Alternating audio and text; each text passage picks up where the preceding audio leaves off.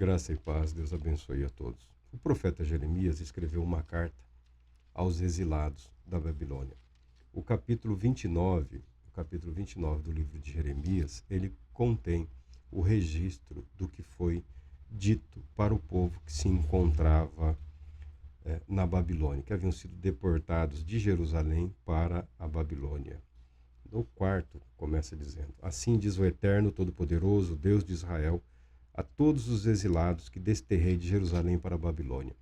Edificai, pois, casas e habitai nelas, plantai pomares e comei de seus frutos. Casai-vos e gerais muitos filhos e filhas. Escolhei esposas para os vossos filhos e dai vossas filhas em casamento, a fim de que tenham filhas e filhas.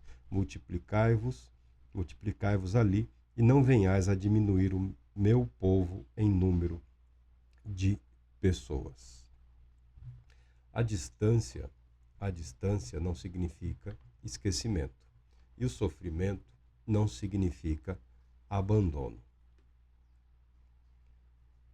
Tendo perdido o direito à terra, perdido o direito às liberdades que são próprias a um povo organizado como nação, as suas próprias leis, as suas próprias regras, a sua própria legislação, os judeus agora viviam em grupos isolados na Babilônia. Viviam como exilados. E na mente de alguns, no pensamento de alguns, a ideia de que estavam em abandono ou esquecimento poderia causar um afrouxamento no que diz respeito ao compromisso daquele povo com Deus. O que os judeus estão aprendendo é que não é o lugar, não é o ambiente, não é a geografia que determina o nível de compromisso de um indivíduo com o Deus Todo-Poderoso. Mas o povo de Israel está totalmente ligado, a história daquele povo está ligado à terra. Sim, está ligado à terra no que diz respeito à formação, à constituição de uma nação, da celebração de um pacto que diz respeito ao estabelecimento de um Estado nacional capaz de abrigar um povo. Mas não significa que Deus esteja limitado à geografia. E eles estão sendo lembrados disso. O compromisso deles com Deus não mudou. O sofrimento que eles estavam passando não era algo fora do que havia sido pactuado com o Todo-Poderoso Deus. É que eu sei que é difícil para as pessoas aceitarem isso. Eu sei que é difícil as pessoas entenderem. Porque quando se celebra um pacto, quando se celebra uma aliança, as pessoas imaginam que esse pacto, essa aliança se torna algo indissolúvel. Antes que possa ser dissolvido qualquer pacto ou aliança, ele contém uma série de regras que tem como propósito manter a perpetuidade desse pacto e dessa aliança. Então, a disciplina, a correção, no caso dos judeus aqui, foi a perda da terra, a perda do direito de se autogovernarem. Mas mesmo na Babilônia, eles conseguiram uma série de isenções e se organizaram como povo próprio, com a sua identidade própria, com a sua legislação religiosa própria. A identidade espiritual deles não deveria se perder e não se perdeu por estarem afastados de Jerusalém. A distância não significa esquecimento e o sofrimento não significa abandono. O que aconteceu? Aconteceu por motivos bastante específicos e a palavra de Deus, ao ser lida adequadamente, ela mostra que o povo de Deus sofre por conta dos seus próprios pecados, dos seus próprios tropeços, dos seus próprios equívocos, das suas próprias interpretações. Já naqueles dias, Jeremias estava enfrentando adversários em duas frentes. Os falsos profetas que corrompiam o povo no que sobrou de Jerusalém e os falsos profetas que queriam corromper o povo que havia sido encaminhado para a Babilônia. Alguns querendo se entregar totalmente ao modo de ser e de viver da sociedade babilônica. Outros apregoando rebelião. Mesmo em desvantagem sobre todos os aspectos, sempre tem aqueles fanáticos que aparecem, não, Deus realizará a libertação. Vamos continuar a guerra, vamos às armas, ó Israel. Sempre tem um ou outro louco que acredita que o caminho da libertação é através das armas. A palavra de Deus declara que o caminho para a liberdade, o caminho para a prosperidade está no trabalho. Não está no abandono de si, não está no abandono dos princípios, não está no abandono do esquecimento de quem é ou daquilo com que você propôs a ser ou realizar nesta vida. O autoabandono, né? O se abandono. Não, está no trabalho, está no seguir em frente, está no seguir adiante. O verso 7 é muito conhecido e ele é uma mensagem muito interessante. Dedicai-vos à busca da prosperidade da cidade para onde vos deportei, e orai a Deus em favor dela, porque o progresso dela será a vossa prosperidade. A menos que você faça parte de algo muito vil, de algo muito maligno, você vai prosperar num ambiente que está passando por uma degradação econômica, social ou política. Esse tipo de prosperidade é aquela prosperidade que Deus condena, aproveitar-se de situações, de catástrofes, de guerras, de conflitos, de fome, de misérias, para obter vantagens indevidas. Jeremias, orientado por Deus, está dizendo para o povo: buscai a prosperidade do lugar onde você vive. E não são poucas as pessoas no mundo de hoje que enfrentam uma sensação de isolamento. Vivem como se estivessem aprisionados. É uma sensação de que não têm a liberdade ou não têm condições de desfrutar de toda a liberdade a qual têm direito no ambiente em que estão inseridos, na cidade. Por exemplo, estamos aqui na cidade de Lins. Não são poucas as pessoas que se sentem aprisionadas, como se viver aqui fosse uma forma de prisão. E isso ocorre em muitos outros lugares. Alguns têm na mente esse pensamento: ah, se eu pudesse, ah, se eu estivesse, ah, se eu fosse. Não, não é esse o caminho. Não é o se, não é a distância. É a disposição em valer-se de dons e talentos que lhe foram conferidos por Deus e permitir que eles sejam para a bênção de todos. Porque não existe dons e talentos que possam ser utilizados para si, tá? São sempre em benefício dos outros. E na prosperidade dos outros, você também encontrará espaço para a sua prosperidade. Ou seja, não é trabalhando contra. Não é trabalhando contra a cidade na qual você vive. Não é trabalhando contra o país no qual você nasceu. Ou contextualizando, não é trabalhando contra a sua família. Não é trabalhando contra os seus filhos. Não é atuando ou militando contra os seus pais que você encontrará a paz, a prosperidade e a liberdade. Muito pelo contrário. É aceitando que o caminho da edificação da família, do lar, é o caminho para a prosperidade, é o caminho para o crescimento, é o caminho para o desenvolvimento, é o caminho natural para as bênçãos de Deus, para o indivíduo e para a sociedade como um todo. Muitos profetas, não é novidade hoje, também já não era novidade nos dias de Jeremias. Muita gente tomava sobre si o título e estava semeando aí algumas coisas estranhas na palavra do povo. O texto diz o seguinte: portanto, assim diz o Senhor dos Exércitos, o Deus de Israel: não vos deixeis enganar pelos profetas e adivinhos que habitam entre vós. Nem deis atenção aos sonhos que vós mesmos os estimulais a ter. Adivinhos, profetas, sempre foi um caminho aí, sempre foi apresentado como um negócio propício. E no momento da aflição, no momento do desespero, nós sabemos disso, nós sabemos que muitas pessoas tentam encontrar uma resposta ou tentam encontrar um caminho. O que eu posso fazer, o que pode ser feito, o que precisa ser desfeito para que a minha vida dê certo, para que a coisa ande, se desenvolva. A palavra de Deus diz que é o trabalho,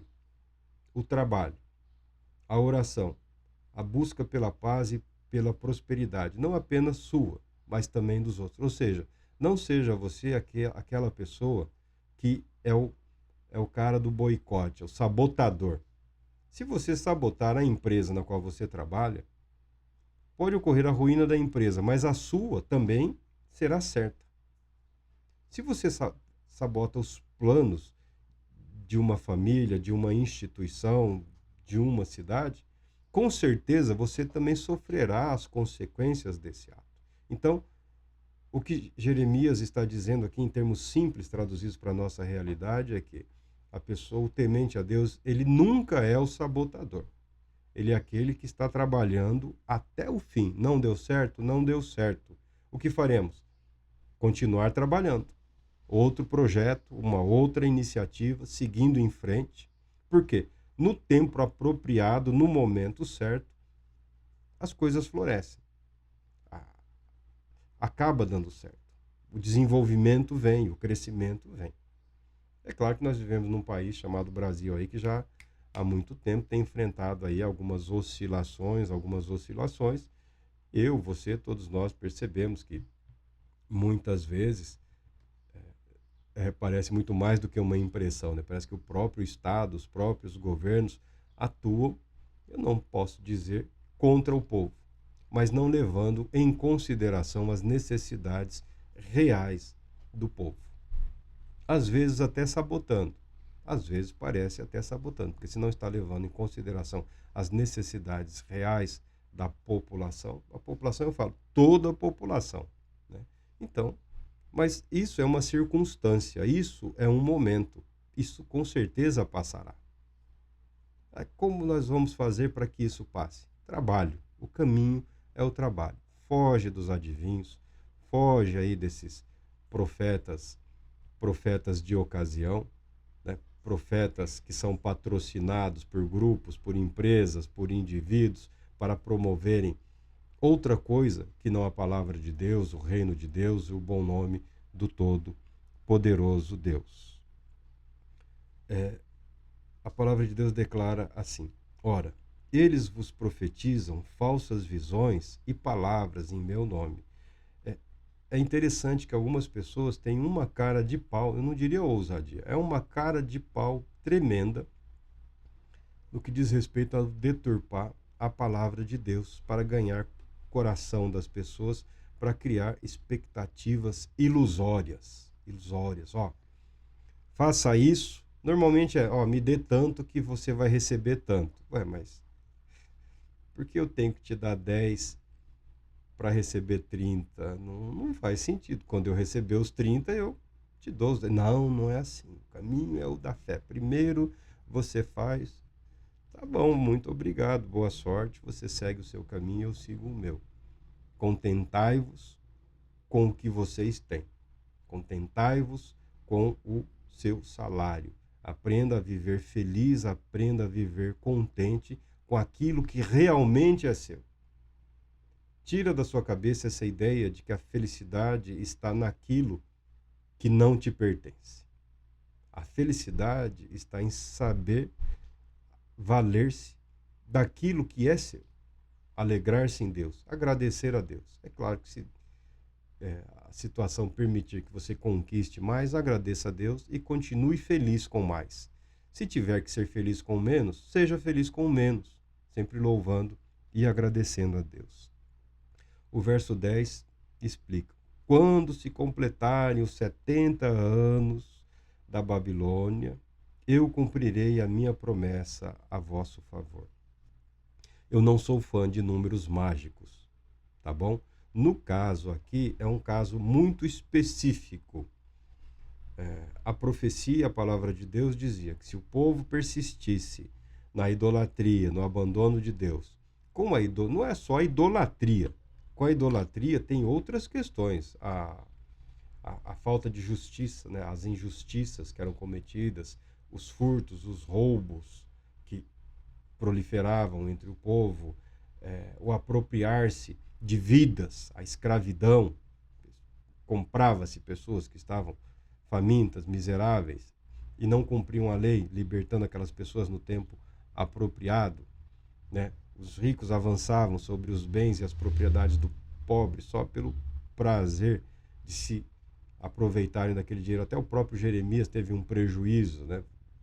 Um parente lá falou, ó, compra a minha propriedade, porque você é o mais próximo, você é o resgatador. Jeremias estava preso, ele não foi nem lá para confortar Jeremias, né? Dizer, ó, tenha bom ânimo, primo, nós somos com você, Deus vai te dar forças, você vai superar esse momento difícil. Não, ele foi lá e vendeu uma propriedade.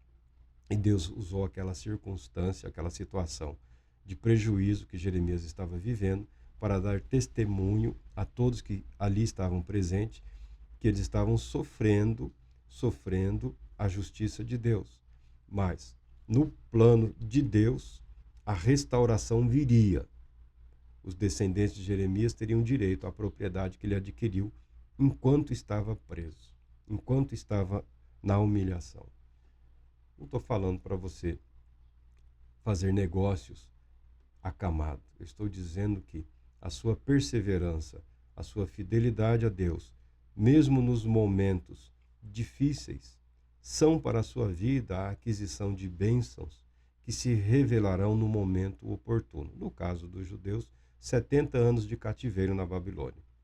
E eles regressariam e fariam uma recomposição da cidade e também da nação de Israel. E foi exatamente o que aconteceu. Deus está dizendo, ó, no tempo certo, conforme foi por Deus estipulado, vai se cumprir. Não será antes e não será depois. Serão 70 anos de cativeiro. Isso significa o quê? Significa que o que Deus determinou, os tempos e as estações que Deus determinou para as nossas vidas, se cumprirão conforme Deus determinou. Se você está vivendo aí um tempo que se pode chamar de inverno, um tempo de escassez, um tempo de dificuldade, pela fé, continue trabalhando. Pela fé, na fidelidade de Deus, continue se dedicando a Ele. Porque, com toda certeza, você vai desfrutar das bênçãos de Deus no momento específico estipulado por Deus. Os falsos profetas não agem por conta própria. Os falsos profetas são enviados pelos falsos cristos. Os falsos profetas estão a serviço dos falsos deuses. Os falsos profetas estão a serviço da mentira. No passado, hoje e no futuro próximo. O falso profeta, o que o caracteriza, o que o evidencia é o abandono da verdade revelada por Deus e a tentativa de apresentar um atalho mágico. Um atalho mágico. Faça isso que não serão 70 anos, no máximo 10 anos, no máximo 7 anos. Olha, em 3 meses, em 1 semana, em 15 dias. Se fosse um enviado de Deus, diria, ainda hoje você estará de pé e eu ficarei aqui do seu lado até o milagre se cumprir na sua vida. Se fosse um profeta verdadeiro. Ah, em breve, não. Em breve, não. Passa a data, como Deus passou. Passa o momento específico, como a palavra de Deus assim estipulou. Mas os falsos são caracterizados por isso, pela falsidade, né? Vai dizer para você, vai dizer para as pessoas, olha, vai declarando, vai profetizando, vai confessando que o milagre aconteceu, enquanto ele prepara as malas e vai para outro lugar, proporcionar a ruína de outras vidas, de outras pessoas enganadas pela mentira, enganadas pelo próprio medo, enganadas pelo próprio desespero. O caminho estabelecido por Deus é o trabalho. O caminho proposto por Deus é a família. O caminho proposto por Deus é o permanecer na fidelidade, mesmo em situações e momentos de adversidade. Deus Todo-Poderoso te abençoe, te proteja e te conceda paz, muita paz.